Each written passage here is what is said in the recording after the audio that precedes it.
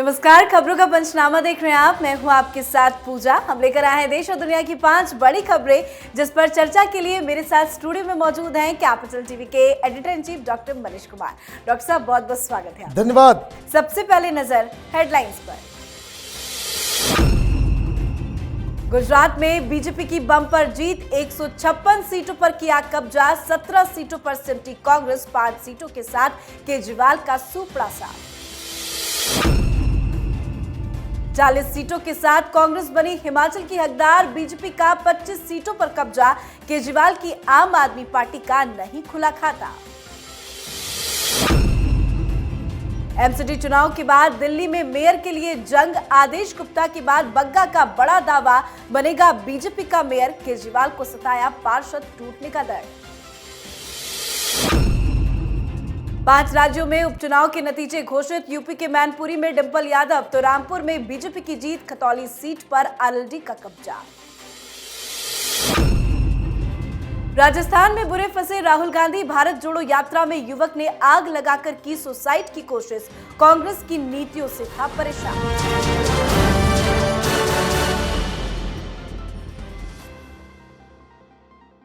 सबसे पहले बात गुजरात विधानसभा चुनाव की रिजल्ट की। इस बार बीजेपी ने गुजरात में अपना ही रिकॉर्ड तोड़ दिया और बम्पर जीत के साथ 156 सीटों पर कब्जा कर लिया है। यानी कि एक बार फिर गुजरात में बीजेपी की सरकार बनने वाली है। तो वहीं दूसरी तरफ कांग्रेस 17 सीटों पर ही सिमट कर रह गई। बात केजरीवाल की करें तो उनके सरकार बनाने के दावों पर बुरी तरह से पानी फिर गया। आम आदमी पार्टी का सुपड़ा साफ हुआ और पार्टी के कब्जे में सिर्फ 5 ही सीटें आई हैं। गुजरात में बीजेपी ने तो कमाल कर दिया।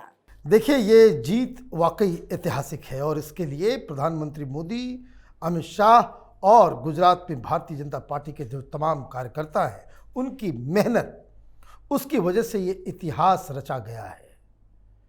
किसी भी सरकार के कई साल, 27 साल तक आप सरकार में रहे और उसके बाद जनता आपको इतना ज़्यादा समर्थन दे दे, ये अभूतपूर्व है। कांग्रेस पार्टी अपने नकारेपन से, लीडरलेस, रडरलेस पार्टी जिसको कहते हैं, वो कांग्रेस पार्टी गुजरात में नजर आई। लोगों का विश्वास कांग्रेस पार्टी से उठ गया। इस वजह से वो 17 सीटों पर सिमट गई और आम आदमी पार्टी, उसके जो सर्वोच्च नेता हैं हिंदुस्तान की राजनीति के नटवर लाल, वो हर टीवी चैनलों में जाकर के चिट लिख रहे थे कि कांग्रेस पार्टी को 5 सीट से ज़्यादा नहीं आएगी। ऊपर वाले ने सुन लिया और आम आदमी पार्टी को 5 में ही सिमटा दिया। कहने का मतलब ये है कि अरविंद केजरीवाल भी एक्सपोज हुआ कि किस तरह से झूठ, अफवाह और मिथ्या की राजनीति करता है।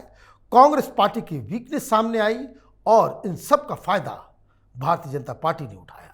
केजरीवाल के तो सारे दावे और वादे दोनों फेल हो गए, लेकिन अपने आप को वो राष्ट्रीय पार्टी घोषित करने में जुट गए। अब देखिए, राष्ट्रीय पार्टी हिंदुस्तान में एनसीपी भी है, बीएसपी भी है, इससे कोई फर्क नहीं पड़ता। राष्ट्रीय पार्टी सीपीआई भी है, सीपीएम भी है, आम आदमी पार्टी भी है। ये अजीबोगरीब पार्टी है जो राष्ट्रीय होने का दावा कर रही है, लेकिन लोकसभा में एक भी सीट इसके पास नहीं है। तो ये समझिए कि किस तरह की धूर्तता, झूठ, अफवाह, मिथ्या फैलाने में ये मास्टर है जी। तो एक तरफ गुजरात में बीजेपी जश्न मना रही है, तो वहीं दूसरी तरफ हिमाचल बीजेपी के हाथ से निकल गया है। हिमाचल में कांटे की टक्कर के बीच कांग्रेस ने 40 सीटों पर जीत हासिल की है, तो वहीं बीजेपी के कब्जे में 25 सीटें आई हैं। केजरीवाल का तो हिमाचल में खाता भी नहीं खुल पाया, यानी केजरीवाल का हिमाचल से पूरी तरह से सुपड़ा साफ हो गया। कड़ी टक्कर के बीच हिमाचल में कांग्रेस की सरकार बनने जा रही है। देखिए, टक्कर जिस तरीके से भारतीय जनता पार्टी ने दी है कांग्रेस पार्टी को, वो काबिल तारीफ है। 3 चीज़ें थी वहाँ पे। एक तो ट्रेडिशन, वहाँ की रिवायत कि एक बार कांग्रेस पार्टी, एक बार बीजेपी, एक बार कांग्रेस, एक बार बीजेपी। तो उस हिसाब से कांग्रेस पार्टी का इस बार नंबर था, तो कांग्रेस पार्टी को आना ही था। लेकिन इतने कांटे की टक्कर होगी कि सिर्फ 1-1.5% के वोट का डिफरेंस होगा, ये किसी ने नहीं सोचा होगा, लेकिन कांग्रेस पार्टी के पक्ष में वहाँ जो इस सरकार के द्वारा न्यू पेंशन स्कीम चलाई गई उसका विरोध कांग्रेस के पक्ष में गया। महंगाई, बेरोजगारी, तमाम चीज़ें, लेकिन सबसे ज़्यादा फायदा कांग्रेस पार्टी को और सबसे ज़्यादा नुकसान भारतीय जनता पार्टी को उस चीज़ को लेकर के हुआ जिसके बारे में भारतीय जनता पार्टी के केंद्रीय नेतृत्व को सोचना चाहिए था, और वो कि भारतीय जनता पार्टी के 22 विद्रोही उम्मीदवार मैदान में लड़ रहे थे और उन लोगों को वोट इतना ज़्यादा आया है कि अगर इन 22 सीट के ऊपर अगर बगावत करने वाले ये विद्रोही नेता खड़े नहीं हुए होते तो भारतीय जनता पार्टी की सरकार होती। सवाल ये है, विद्रोह किस वजह से हुआ, ये बगावत क्यों किया है इन लोगों ने? एक डिसिप्लिन पार्टी है, कई सारे ऐसे लोग हैं कि जो तमाम उम्र वो भारतीय जनता पार्टी के लिए काम कर रहे थे, तो इसका इलाज केंद्रीय नेतृत्व को करना था।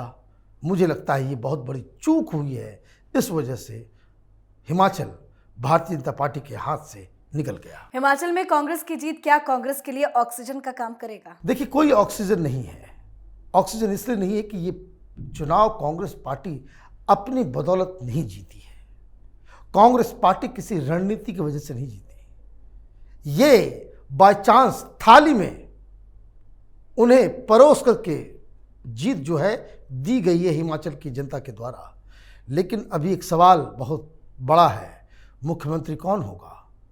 मुख्यमंत्री के चुनाव में अगर राहुल गांधी, प्रियंका वाड्रा से चूक होती है तो क्या कांग्रेस पार्टी एकजुट रह पाएगी?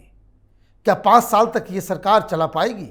ये कई सारे सवाल हैं जो आगे आने वाले दिनों में जिसका जवाब मालूम चलेगा। जी बिल्कुल। तो हिमाचल गुजरात के नतीजों के साथ ही दिल्ली में मेयर की जंग शुरू हो गई है।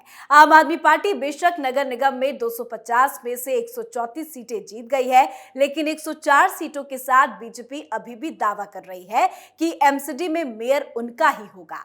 दिल्ली बीजेपी अध्यक्ष आदेश गुप्ता ने कहा कि मेयर चुनाव तक हमें इंतजार करना चाहिए। जब मेयर का चुनाव होगा तब बहुत सारी बातें हो सकती है, बीजेपी का मेयर भी बन सकता है। इसी तरह का दावा तेजिंदर सिंह बग्गा ने किया और कहा कि दिल्ली में फिर एक बार बीजेपी का मेयर बनेगा। वहीं दूसरी तरफ आम आदमी पार्टी को डर सता रहा है कि उनके पार्षद पार्टी का साथ छोड़ सकते हैं। आम आदमी पार्टी ने एमसीडी चुनाव तो जीत लिया, पर क्या मेयर का जंग जीत पाएंगे केजरीवाल? देखिए, मुझे लगता है कि भारतीय जनता पार्टी को इस तरह के न बयान देने चाहिए और ना ही एक चुनाव के बाद जो आप हार चुके हैं मेयर की दावेदारी ठोकनी चाहिए। ये गलत तरीका है। अब ये कह रहे हैं कि भाई मेयर हमारा होगा, क्यों होगा? कुछ टेक्निकलिटीज़ हैं, जैसे यहाँ कोई 5 साल के लिए मेयर नहीं बनता, हर साल एक नया मेयर चुना जाएगा। अब उसमें अलग अलग कैटेगरीज हैं, कभी दलित बनेंगी, कभी महिला बनेंगी, कभी कुछ होगा। तो ये जो अभी जो नंबर है वो एक महिला मेयर का नंबर है। वोटिंग होती है सीक्रेट बैलेट, कौन किसको वोट देगा ये किसी को मालूम नहीं चल पाएगा। ये कोई ओपन हाथ उठा करके वोट देने वाला सिस्टम नहीं है, और इसी का फ़ायदा उठाकर भारतीय जनता पार्टी ये दावा कर रही है कि मेयर हमारा होगा। ये अनएथिकल है। आम आदमी पार्टी ने चुनाव जीता है, आम आदमी पार्टी का ही मेयर होना चाहिए। आप 2 साल 3 साल उन्हें काम करने दें। अरविंद केजरीवाल, उसकी कार्यप्रणाली अपने आप एक्सपोज हो जाएगी। पर अरविंद केजरीवाल को तो अब पार्षद टूटने का डर सता रहा है। देखिए, उन सभी लीडर को अपनी पार्टी टूटने का डर होता है जो हठधर्मी होते हैं, जो गुरूर में रहते हैं, जो बहुत ईगो पाल के रखते हैं। अरविंद केजरीवाल को लगता है कि आम आदमी पार्टी उसकी प्राइवेट लिमिटेड कंपनी है और उसके मन मुताबिक ही सब कुछ हो, और उसके मन मुताबिक अगर कुछ नहीं होता है तो वो गाली गलौज से लेकर के पता नहीं क्या क्या एक्शन ले लेता है। इसलिए इस तरह के नेताओं को हमेशा अपने विधायक, अपने मंत्री, अपने पार्षदों के ऊपर विश्वास नहीं होता है। यही सिंड्रोम का शिकार है अरविंद केजरीवाल। जी, इसी बीच बात करते हैं कई राज्यों में हुए उपचुनाव की। यूपी, बिहार, उड़ीसा, राजस्थान और छत्तीसगढ़ में उपचुनाव के नतीजे भी आ गए हैं। यूपी के मैनपुरी में डिंपल यादव की जीत हुई है, तो सपा को रामपुर में बड़ा झटका लगा है, क्योंकि रामपुर में बीजेपी की बम्पर जीत हुई है और आकाश सक्सेना ने जीत हासिल की है। वहीं खतौली सीट पर सपा गठबंधन आरएलडी को जीत मिली है। जीत से खुश हुए चाचा शिवपाल और भतीजे अखिलेश के बीच की नाराजगी भी खत्म हो गई। सपा और प्रसपा का विलय हो गया। तो वहीं दूसरी तरफ बिहार की एक सीट पर उपचुनाव में बीजेपी की जीत हुई। छत्तीसगढ़, राजस्थान में कांग्रेस, तो वहीं उड़ीसा में बीजू जनता दल ने जीत हासिल की है। अलग अलग जगहों पे उपचुनाव का रंग को आप कैसे देखते हैं? देखिए, उपचुनाव जनरली ये माना जाता है कि जो सरकार की जो पार्टी होती है वो जीतती है। उसमें कोई ज़्यादा, आपने देखा होगा कि भाई इतने जगह चुनाव हुए, कहीं कोई बड़ा लीडर कैंपेन के लिए नहीं गया। अब यूपी इसलिए इम्पॉर्टेंट था क्योंकि दो गढ़, समाजवादी पार्टी के दो गढ़ में चुनाव होने वाले थे। दूसरा इम्पॉर्टेंस इसका ये भी था कि मुलायम सिंह यादव की मौत के बाद पहली बार अखिलेश यादव अपने नाम, अपने चेहरे, अपने काम के ऊपर वोट मांगने के लिए निकले थे। रामपुर और मैनपुरी, रामपुर आजम खान का वो गढ़ था, तो मैनपुरी तो मुलायम सिंह यादव के परिवार का ही पूरा सिस्टम वहाँ पे चलता है। घर की उम्मीदवार थी, वो जीत गई, अपेक्षित था। ये भी अपेक्षित था कि रामपुर से भी समाजवादी पार्टी का उम्मीदवार जीते, लेकिन वहाँ पे ये लोग हार गए। एक बहुत बड़ा सवाल उठ रहा है।